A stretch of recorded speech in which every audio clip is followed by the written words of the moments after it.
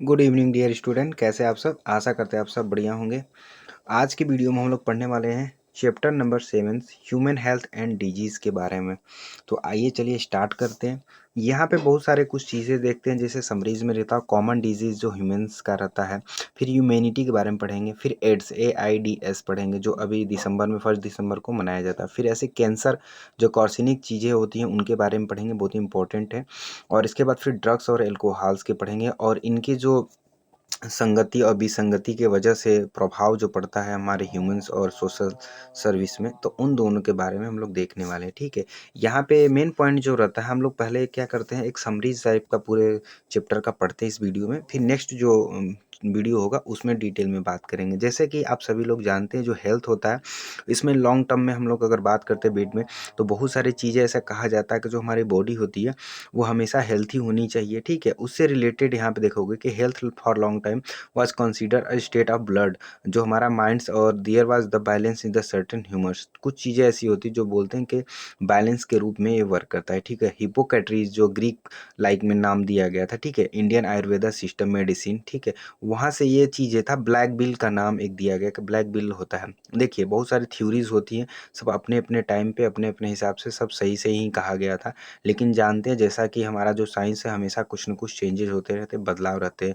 बहुत सारे genetic disorder होता रहता है, इन्फेक्शन होता रहता है, लाइफ स्टाइल में फूड वाटर कंटिमिनेटेड होता रहता है, रेस्ट एक्सरसाइज होता रहता है, तो इन सभी चीज़ों को लेके हमेशा कुछ न कुछ चीज़ें बातें होती रहती हैं। ठीक है, तो ये सब चीज़ें जो हाइपोथेसिस था हेल्थ के रिलेटेड, ठीक है, कि किस तरह से अच्छा जो ह्यूमर्स होता है जो हमारी बॉडी हेल्थ को बनाए रखता है, अगर ज़्यादा ख़राब हो जाता है तो वो चीज़ें, तो इस तरह से हेल्थ के लिए पहले यहाँ पे टॉपिक पे बात किया था। ठीक है, दूसरा यहाँ पे देखेंगे the term health is a very frequently use for everybody. ठीक है, बैलेंस डाइट के बारे में बात किया जाता है, फिर जो हमारे डिजीज़ होते हैं उनके बारे में, फिर इन्फेक्शन और नॉन इन्फेक्शन। इन्फेक्शन जो एक बॉडी से दूसरे बॉडी में फैलता है, ठीक है, ट्रांसमिटेड डिजीज उसको बोला जाता है। नॉन इन्फेक्शन का मतलब क्या हो गया, जो एक दूसरे से ट्रांसमिटेड नहीं होगा, ठीक है, अनदर टू अनदर पर्सन। ठीक है, इन्फेक्शियस का क्या मतलब होता है कि disease which are the easily transmitted from one person to another person are called infection disease. ठीक है, इन्फेक्शन डिजीज है वेरी कॉमन, एवरी मतलब सभी लोग इस चीज़ से प्रभावित रहते हैं, लेकिन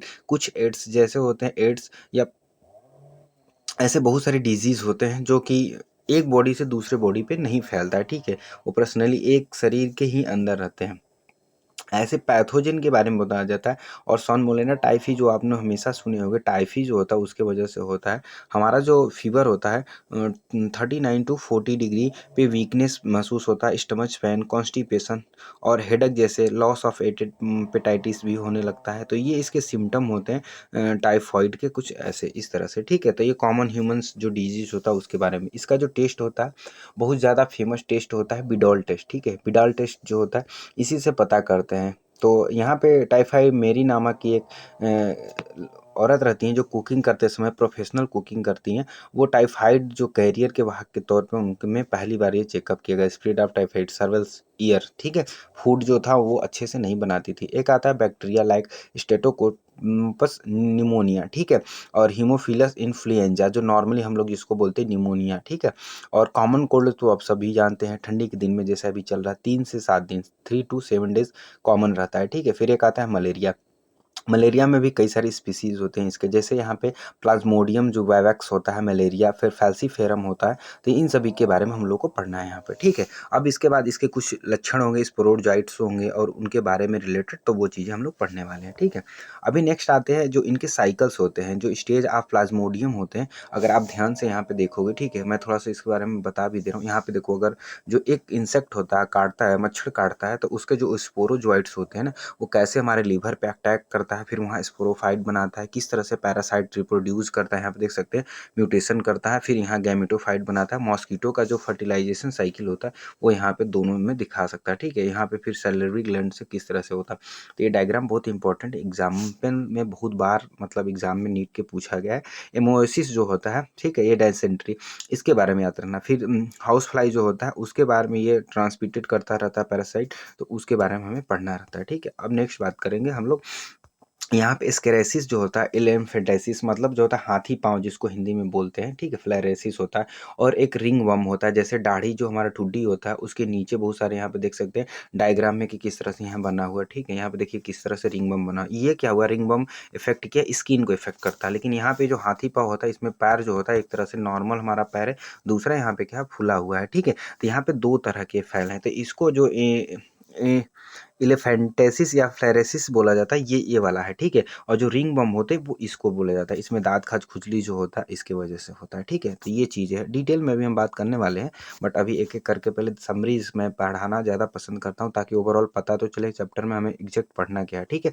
फिर उसके बाद आते हैं इम्यूनिटी के बारे में। अगर आप इम्यूनिटी के बारे में बात करते हैं तो यहाँ पे टू टाइप्स ऑफ इम्यूनिटी होता है, एक इंटेक इम्यूनिटी होता है, एक एक्वायर इम्यूनिटी होता है। तो यहाँ पे उसके बारे में बहुत सारे नीट में कई बार जब हम लोग पढ़ते थे जिससे क्वेश्चन पूछा जाता है। इंटरनेट का क्या होता है, फिजिकल बैरियर, साइकोलॉजिकल बैरियर और एक सेलुलर बैरियर, तीन तरह के इस टाइप में यहाँ पे रहता है, ठीक है। और चौथा क्या होता है, साइटोकाइनिन बैरियर्स होता है, इसमें बहुत सारे जो वाइटल इन्फेक्शन होता है उसकी वजह से होता है। एक्वायर इम्यूनिटी क्या होता है, जैसे इसमें सबसे ज़्यादा ये डायग्राम पूछा जाता है, स्ट्रक्चर ऑफ एंटीबायोटिक मॉलिक्यूल्स, जो डिटेल में बात करेंगे हम लोग कि किस तरह से एंटीजन और जो हमारे हैवी चेन्स होते हैं, लाइट चेन होते हैं, किस तरह से अटैच होते हैं। इसमें टू टाइप ऑफ लिम्फोसाइट्स हम लोग पढ़ने वाले, एक बी लिम्फोसाइट्स, एक टी लिम्फोसाइट। इसमें टी लिम्फोसाइट बहुत ज़्यादा इंपॉर्टेंट होता है, ठीक है। और बी लिम्फोसाइट जो होता है, टी लिम्फोसाइट जो होता है do not secrete the antibiotic, but B जो होता है वो सीक्रेट करता है, ठीक है। तो ये चीज़ें हमको याद रखना है। इसमें फिर जो ह्यूमरल इम्यून रिस्पॉन्स होता है और सेल इमिटेड इम्यूनिटी होता है, CMI, उन दोनों के बारे में हम लोग भी पढ़ेंगे डिटेल में, ठीक है। प्राइमरी रिस्पॉन्स कैसे करता है, कैसे सेकेंडरी रिस्पॉन्स करता है, उसके बारे में भी हम लोग इस वाले में वीडियो में पढ़ेंगे, ठीक है। नेक्स्ट, इसके बाद आते हैं एक्टिव और पैसिव इम्यूनिटी। दो टाइप ऑफ इम्यूनिटी होता है। एक एक्टिव का क्या मतलब होता है कि डायरेक्टली अटैक करेगा, और पैसिव का क्या होगा, थोड़ा सा वो चीज़ें, जैसे बहुत सारे कोलेस्ट्रॉम होता है, पैसिव इम्यूनिटी जो होता है। और एक्टिव इम्यूनिटी में से कोई इंजेक्शन होता है तुरंत वो डायरेक्ट करता है, उस हिसाब से इसको हम बात करने वाले, ठीक है। वैसे वैक्सीनेशन और इम्यूनाइजेशन पढ़ेंगे, ठीक है। वैक्सीनेशन जो हम लोग टीका लगाते हैं उस तरह से, इसमें भी बी और टी जो सेल्स होते हैं उन्हीं के बारे में हम लोग रिकग्नाइज करेंगे, ठीक है। DNA जो होता है एंटीजन पॉलीपेप्टाइड ऑफ पैथोजन, तो उसके बारे में हम लोग पढ़ने वाले। ईस्ट हेपेटाइटिस बी जो होता है उसके बारे में, ठीक है। तो ओवरऑल अभी हम लोग देख रहे हैं, इसके बाद फिर डिटेल में एलर्जी के बारे में पढ़ेंगे। जैसे आप सभी लोग जानते हो हर इंसान को किसी न किसी टाइप में कभी न कभी एलर्जी हो जाता है, छींक आता है, जैसे कि बहुत सारे ऐसे सिम्टम होता है, रेसेस होने लगता है बॉडी पे। तो कुल मिला के एलर्जी ऐसा होता है कि आपकी बॉडी अनकंफर्टेबल फील करती है जब किसी भी चीज़ों को लेकर, पर्टिकुलर किसी भी पदार्थ, किसी सब्सटेंस को लेकर।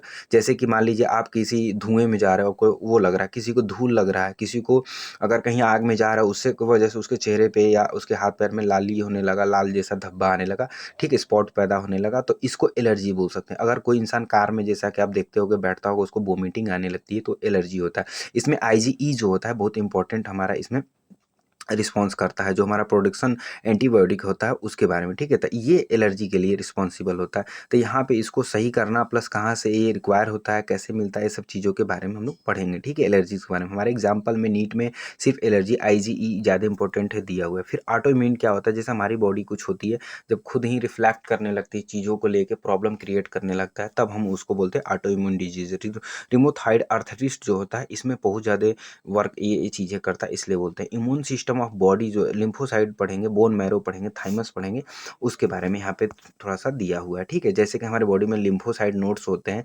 थाइमस होता है और लिम्फेटिक वेसल्स होता है, उसके बारे में हम लोग यहाँ पे पढ़ेंगे, ठीक है। उसके बाद हम लोग जब आएंगे एड्स के बारे में, तो एड्स के बारे में पढ़ें। एक्वायर्ड इम्यूनोडिफिशियेंसी सिंड्रोम फुल फॉर्म इसका होता है। जनरली अभी तो नहीं पूछता, लेकिन पहले जब हम लोग 12th में पढ़ते थे इसको बहुत ज़्यादा एग्जाम में 1 नंबर में पूछता था, बट अभी इससे रिलेटेड ज़्यादा क्वेश्चन आता है, कभी कभी आ सकता है, ऐसा नहीं है। तो इसका फुल फॉर्म याद रखेंगे।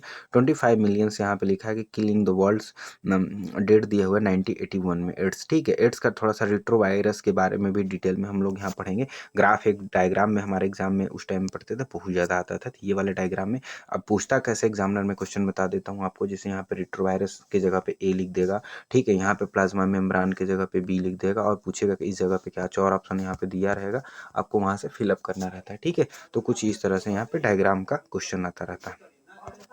अब यहाँ पे देखोगे एड्स का जो एंजाइम होता है लिंकेन इम्यून सॉर्बेट एसेज जो इलीजा टेस्ट होता है उसके बारे में कई बार पूछता है किस तरह से टेस्ट होता है, प्लस ये जो एनजीओ होते हैं किस तरह से इस चीज़ से मतलब बचाव रखवाते हैं लोगों के लिए। फिर कैंसर आता है, कैंसर जो होता है लिखा cancer is one most disease जो होता है human being in major causes death of global, ठीक है। तो ये पूरे संसार में बहुत ज़्यादा मात्रा में कैंसर होता है। कैंसर के पर्टिकुलर चीज़ें नहीं होता, जैसे मेरा मानना है कि कैंसर और बुक से हिसाब से आप देखोगे तो जो कैंसर होता है वो कई सारे टाइपिक से होता है, जैसे गुटखा खाना, पान मसाला खाना या किसी भी ऐसे पदार्थ का सेवन करना जो कार्सिनोजेनिक हो, तो उसकी वजह से कैंसर होता है। लेकिन किसी को भी कभी भी हो सकता है कैंसर, ये बात हमेशा याद रखें, ठीक है। बट जनरली ऐसा नहीं होता है, जो लोग कार्सिनोजेनिक चीज़ें यूज करते हैं उन्हीं को कैंसर जल्दी होता है। अब आते हैं कॉन्टामिनेटेड इनहिबिशन या बीइंग ट्यूमर्स, मैलिग्नेंट ट्यूमर्स, इन सभी के बारे ट्यूमर्स के कई भी टाइप होते हैं, कैंसर के भी कई टाइप होते हैं, किस तरह से वर्क करते हैं उनके बारे में यहाँ पे बहुत सारा लिखा हुआ है, ठीक है। जैसे यूआई रेज़ के में वर्क ज़्यादा आप करोगे तो ज़ाहिर सी बात कैंसर होने के चांस बढ़ जाते हैं, ठीक है। फिर इसी तरह से जब हम आते हैं ट्रीटमेंट के कैसे कर सकते हैं, तो इसमें बहुत सारे ट्रीटमेंट भी होते हैं जिससे बहुत सारे लोगों का इलाज होता है, बच जाते हैं।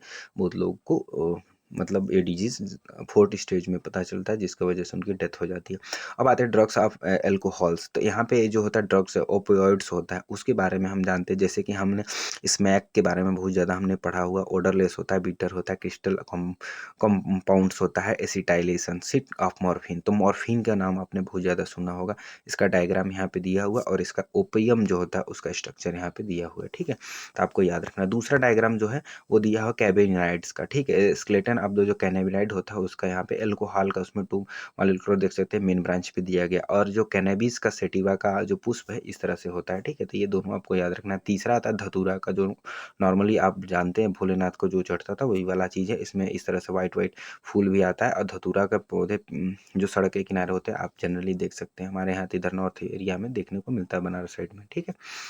फिर कोका से रिलेटेड पूछता है, जो कोकीन होता है इसमें लेटेक्स जो पाया जाता है एथ्रोजाइलम कोका, उससे इसको कोक भी शॉर्ट फॉर्म में बोलते हैं। ये ड्रग्स जो होता है ब्यूरेट और एंथामाइनीज और बेंजाडाइपिन जो होता है, इन सब जो मेडिसिन से डिप्रेसिव होता है तो उन सभी चीज़ों के लिए यूज किया जाता है। जैसे किसी शल्य चिकित्सक में पेल किलर के तौर पे यूज किया जाता है, सर्जरी के तौर पे किया जाता है, और भी बहुत सारे ऐसे जो इलाज होते हैं उनके तौर पे किया जाता है। बट ये सब चीज़ें ज़्यादातर आप लोग देखते होगे नशा, और जो एज 18 होता है उस एज में भी बच्चे इस चीज़ का यूज करते हैं, ठीक है, सेवन करते हैं, जो उसका नुकसान भी होता है। बहुत सारे आप जैसा कि जानते हैं शराब से रिलेटेड टॉपिक है, तो बहुत सारे लोगों को शराब पीने के लिए चेतावनी दी जाती, मना की जाती, बट हमारी सोसाइटी इस चीज़ को शुरू से कई सालों करोड़ों साल से ये सब चीज़ें देखने को आता है। मानता कोई नहीं, बट जो हाँ जो समझदार है वो इस चीज़ को एडिक्ट नहीं होता, क्योंकि इसके साइड इफेक्ट मैक्सिमम टाइप में होते हैं, ठीक है। जैसा कि आप जानते हो कि चाहे पढ़ाई लिखाई नॉलेज लाइफ हर चीज़ कैरियर बर्बाद होना, मतलब इसे डिस्टॉर्शन ऑफ लाइफ ज़्यादा मैक्सिमम देखा जाता है। मैं इस चीज़ को सपोर्ट नहीं करता, बट हाँ अगर आपकी इच्छा है तो आप बेशक पी सकते हो, कोई प्रॉब्लम नहीं है। अब आते हैं इसका प्रिवेंशन और कंट्रोल। बहुत सारे ऐसी चीज़ होता है कि आप चीज़ों को अवॉइड करो, कार्सिनोजेनिक चीज़ है, कोई भी चीज़ है, ठीक है, तो आप इस चीज़ को कैसे अवॉइड करोगे। देखो हर चीज़ का एक ही इलाज होता है कि लाइफ में हर इंसान जानता है किस चीज़ से हमें बचा जा सकता है और कैसे बचा जा सकता है, लेकिन फिर भी हम लोग इफेक्ट होते हैं, क्योंकि इसका मेन चीज़ होता है बिहेवियर। अगर आप अपने बिहेवियर पर डिसिप्लिन रखोगे तो जनरली आपको कोई भी डिजीज़ नहीं होगा, ऐसा मेरा मानना है। बाकी अगर आपको कभी भी कोई डिजीज़ होता है तो आप नियर बाई डॉक्टर से आप कंसल्ट कर सकते हैं और आप जल्दी से सही हो सकते हैं, ठीक है। इसके बाद यहाँ पे आप देखो एजुकेशन काउंसलिंग जो सबसे ज़्यादा इंपॉर्टेंट हर चीज़ में मुझे लगता है, तो आप वहाँ से कर सकते हैं। अपने पेरेंट्स पीयर्स आगे हैं उनका जो होता है ख्याल रखोगे और उनसे सलाह लोगे तो डेफिनेटली सही हो जाओ। अगर प्रोफेशनल और मेडिकल हेल्प ले सकते हो चीज़ों को ठीक करने की। आई होप आपको ये वीडियो अच्छा लगा, तो प्लीज़ लाइक करिए, कमेंट करिएगा, शेयर करिए। इस वीडियो में जो भी चीज़ मैंने बताया वहीं अब डिटेल में पढ़ाऊँगा नेक्स्ट वीडियो में। आई होप आपको वीडियो अच्छा लगा। Thank you so much.